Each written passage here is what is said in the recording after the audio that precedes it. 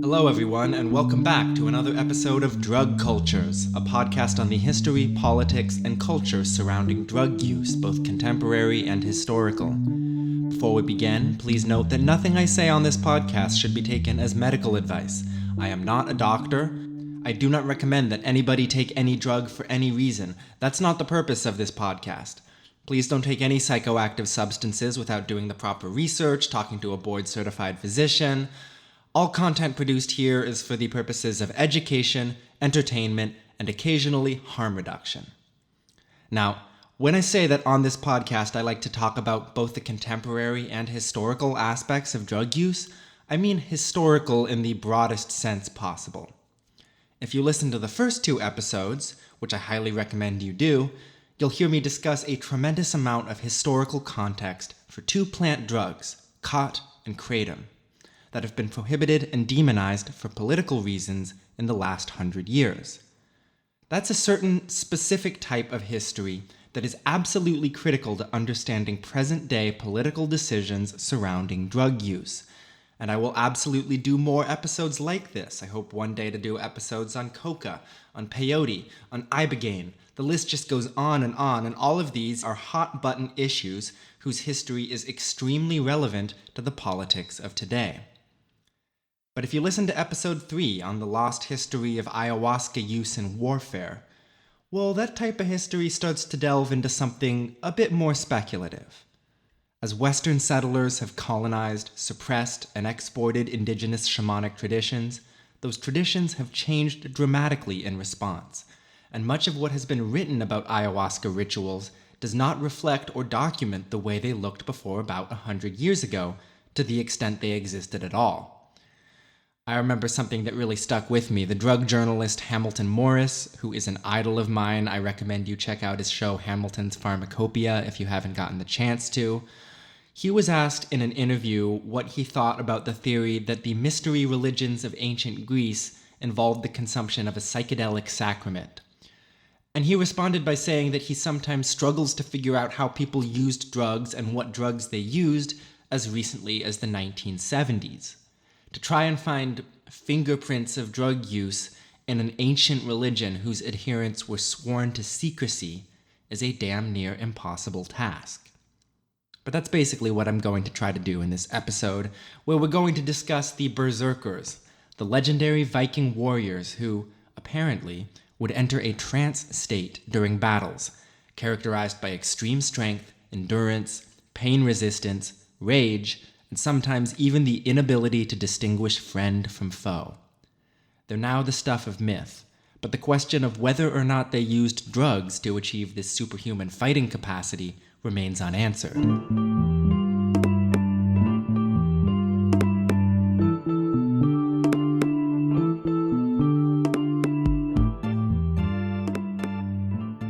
Picture it. It's the 10th century AD, and the Vikings are taking over the northern hemisphere. Eric the Red has made his journey across the frigid North Atlantic, establishing the first colonies in Greenland. A culture once limited to what is now called Scandinavia had managed to expand as far south and east as Kiev, establishing an independent Viking state thousands of miles away. Perhaps more than any other ancient culture, the Vikings were infamous for the proficiency and brutality of their style of warfare.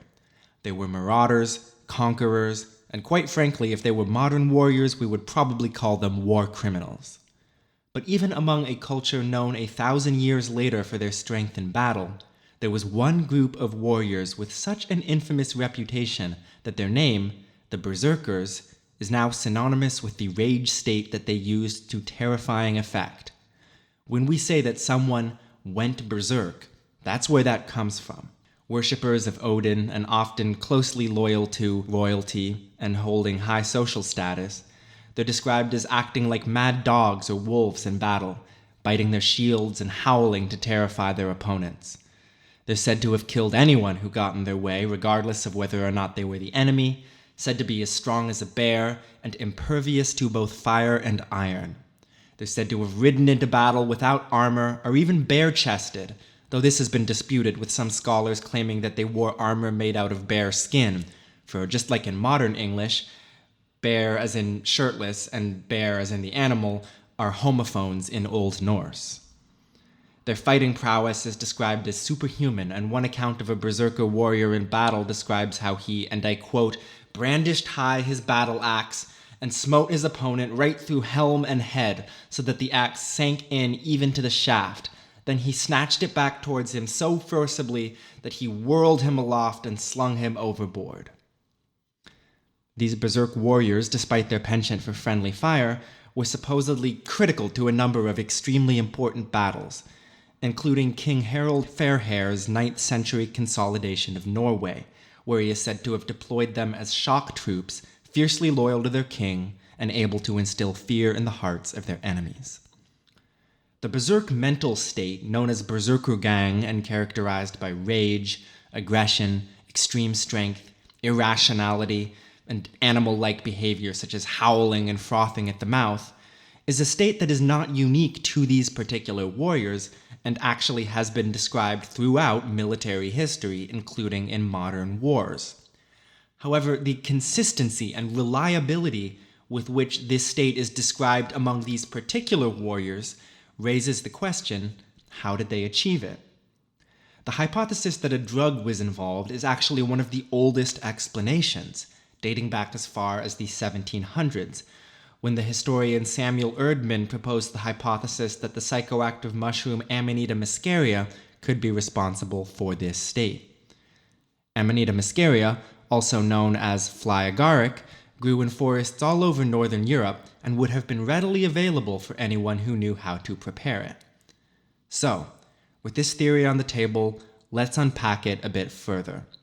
Could these warriors have used the ubiquitous forest-dwelling Amanita mushroom as a catalyst for their fabled rage state? There's a decent amount of evidence in favor of this hypothesis. For one, the mushroom is found basically everywhere there is forest in northern Europe and Asia. It's a distinctive mushroom, and no doubt some of you are picturing it as you listen and can imagine its bright red cap, scattered white or yellow spots, and bulbous base. It's one of the most easily identifiable mushrooms visually, and is quite frankly spectacular to look at.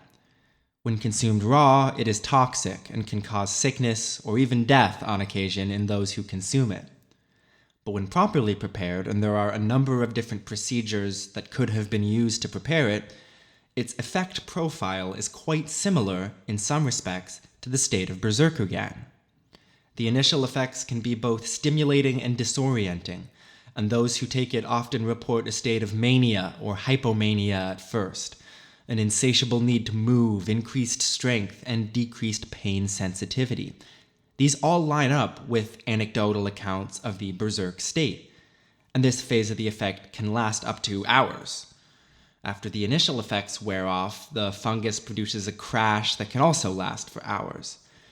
This also lines up with our hypothesis because, according to legend, after battles had been fought and the warriors were coming out of their berserk state, they crashed hard. As one historian describes it, a great dulling of the mind and feebleness followed, which could last for 1 or several days. And here is potentially the strongest argument in favor of the Amanita hypothesis. There have been documented much more modern examples of warriors who take Amanita muscaria before battle for almost exactly this purpose. The Kamchadal people in northern Siberia, as recently as the 19th century, are reported to have regularly used the fly agaric mushroom for feats of strength, including one account of a man walking 10 miles carrying a 120-pound sack of flour, a feat he insisted would have been impossible without the influence of this mushroom, which, quite frankly, I believe. I walked that far once carrying a 40-pound backpack, and I can attest that I wanted to die. One interesting fact about Amanita is that it has 2 primary active alkaloids, ibotenic acid and muscimol, and ibotenic acid is converted to muscimol after the fungus is consumed and remains quite psychoactive even in the urine of people who have eaten the mushroom. Ibotenic acid is believed to be responsible for much of the negative side effects of Amanita intoxication, which means that drinking the urine of someone under the influence is ostensibly a great way to get a cleaner high. And there are multiple accounts of this from the 19th century in Siberia, where the Kamchadal people would do just this: take amanita and then collect their own urine, which they would distribute and drink the night before a battle. So we have evidence that the arc of the Amanita muscaria effect somewhat parallels the arc of the Berserker rage. We also have evidence that more modern Eurasian cultures used it for strength before battle. So why is the Amanita hypothesis for Berserker gangs still so hotly contested? There are a number of reasons, but I have to go back to that thing I said at the beginning of the episode. The Vikings lived 1,000 years ago, and there's simply no direct evidence for this theory. No written evidence, and no chemical evidence that they used Amanita muscaria for anything, much less a secret weapon for their elite warriors. And there also was very little, if any, overlap between the Vikings and their conquest and the ancestors of the Siberian warriors that we know used Amanita. If anything, those Siberian warriors are much closer anthropologically to Native Americans. Of course, I'm compelled to say that absence of evidence is not evidence of absence. And there are a number of compelling theories for Amanita that I don't have time to go into in much detail. For instance, Berzerker gang was outlawed in Iceland at around the same time that most of the Icelandic forests were cleared, near the start of the 11th century. Without the forests, there would have been far fewer of these mushrooms, and the secret weapon of the Berzerkers might no longer have been tenable. But theories like this are not scientific. They attempt to retrofit evidence to a conclusion that people would desperately like to believe is true.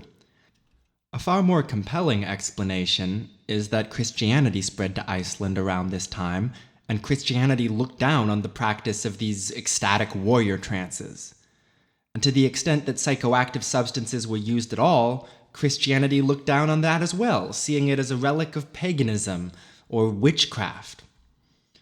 There are, even today, many well-informed scholars of altered states of consciousness who dismiss the theory that drugs were involved at all, choosing instead to argue that this state could be achieved through spiritual practice, and fundamentally did not need drugs as a catalyst. This certainly may be the case. The human mind and body are capable of going to incredible places without the use of drugs. All you have to do is look at the vast array of ways people can become mentally ill to see that this is true. Some researchers have even suggested that the berserk state may be a symptom of what we now call PTSD, but the idea that an elite squadron of traumatized Vikings would be revered for their battle capabilities seems far more implausible than drugs to me. Every account I've read that claims PTSD could be responsible for the state of Berserker gang seems to mistake the contemporary use of the phrase "go berserk," which could very well be a trauma response, with the state that was ostensibly induced by high-status Vikings to great effect. For me, I'm not so eager to let go of the theory that a psychoactive plant may have been involved. And while there's no direct evidence for Amanita, there is archaeological evidence for a different, profoundly psychoactive plant, henbane. The seeds of henbane, also known as Chiasaimus niger, have been found at many Viking Age sites, but the most interesting example is a site in Denmark dated to around the year 980. These seeds were found in a burial ground in a pouch buried alongside a woman who archaeologists believe may have been a priestess or shaman due to the clothes she was wearing. This piece of evidence, while hardly conclusive, is a hell of a lot more compelling than anything that has been put forward for Amanita muscaria. The effects of henbane have a number of similarities to the effects of Amanita. They both can cause disorientation, hallucinations, have both been reported to increase strength sometimes, provide pain relief, but also increase erratic behavior. Chemically, however, they are quite different. Henbane falls into a class of compounds known as anticholinergic deliriants, a category not shared by Amanita, but shared by a number of powerfully psychoactive and sometimes very toxic plants, such as datura, belladonna, and mandrake. This class of substances has some unique effects that apply to the berserkers in a way that Amanita simply does not. For one, the tropane alkaloids found in anticholinergic deliriants are known to produce a sort of face blindness, an inability to recognize the people around you. This would at least partially explain the Berzerkers' reputation for indiscriminately killing both friend and foe. The effects of these deliriants also last several days, which would better align with accounts of Berzerker stamina. And perhaps more importantly, a common symptom seen frequently in anticholinergic intoxication is the belief that you have become an animal.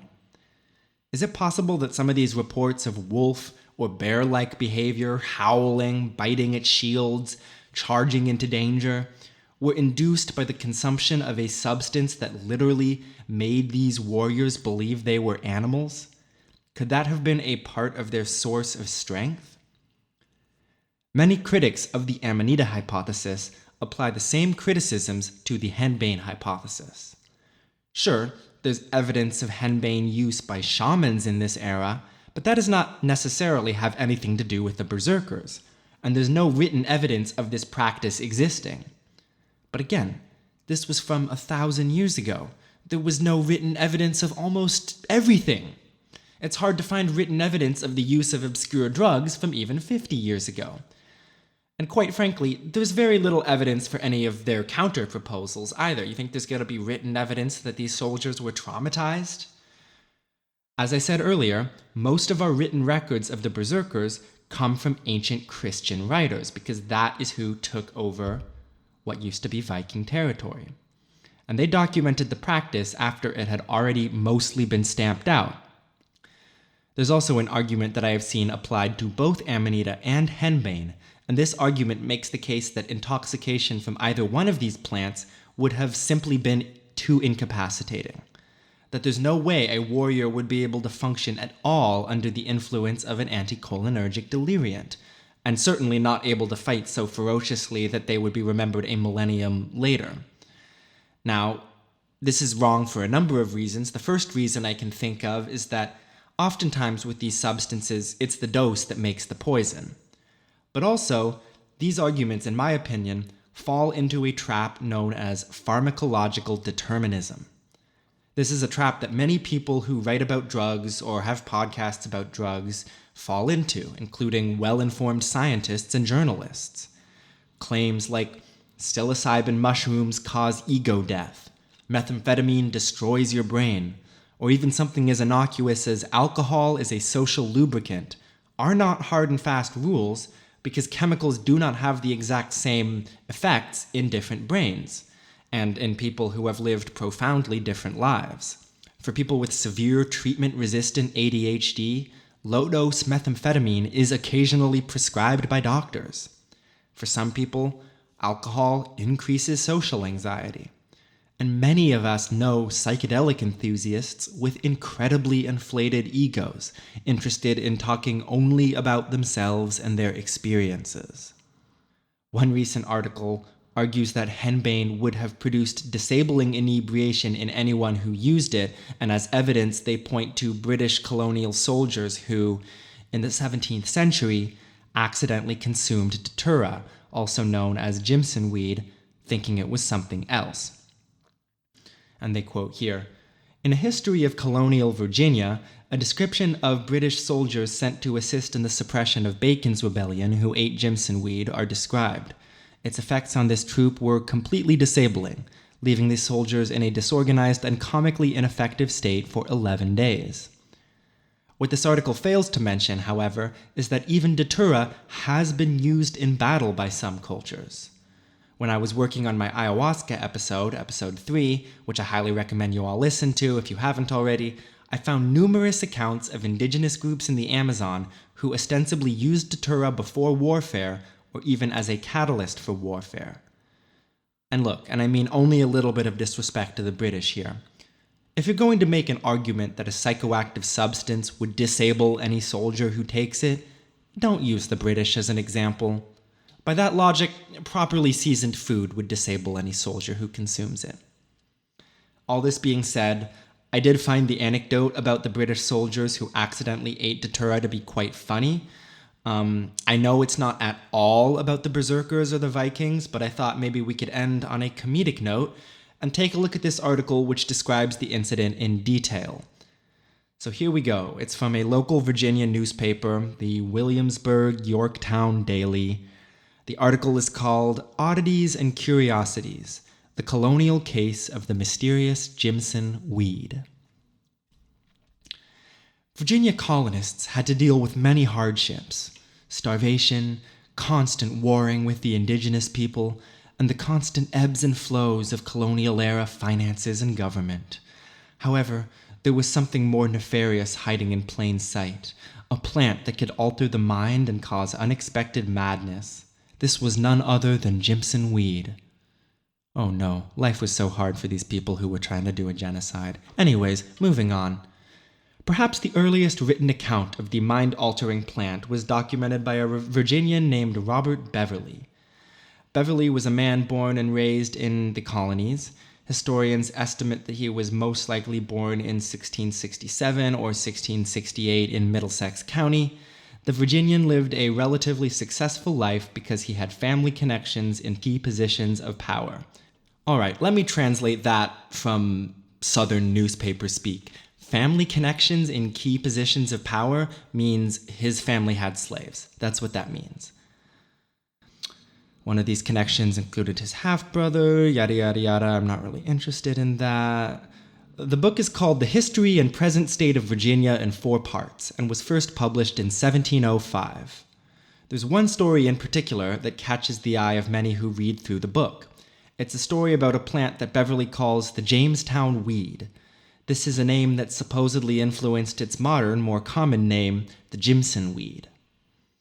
The Jamestown weed, which resembles the thorny apple of Peru, is supposed to be one of the greatest coolers in the world, wrote Beverly in his book. Botanists now know that consumption of the Jimson weed causes an intoxication that produces a kind of delirium, where the effects have been reported of being similar to schizophrenia and dissociative disorder.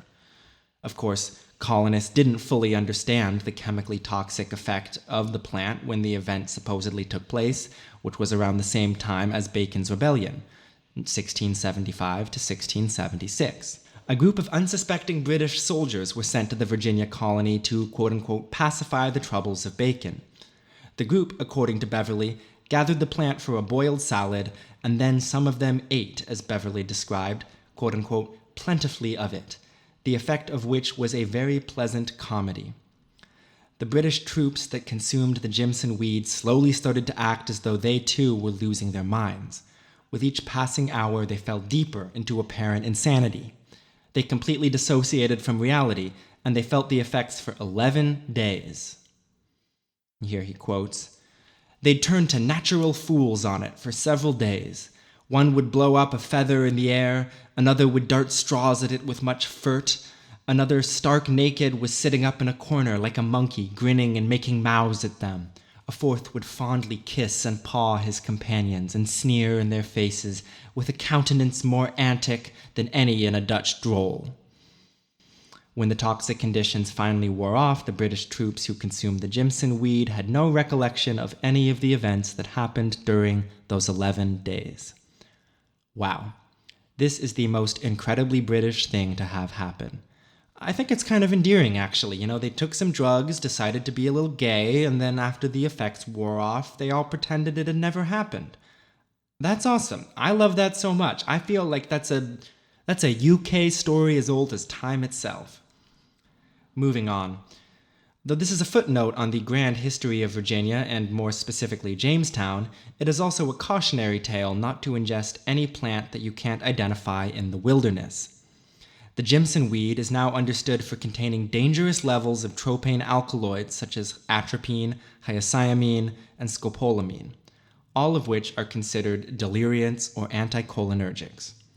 Beverly lived out the rest of his days somewhere near the head of the Mattapony River, where he was known to tend a vineyard on his property. I doubt he tended that vineyard by himself.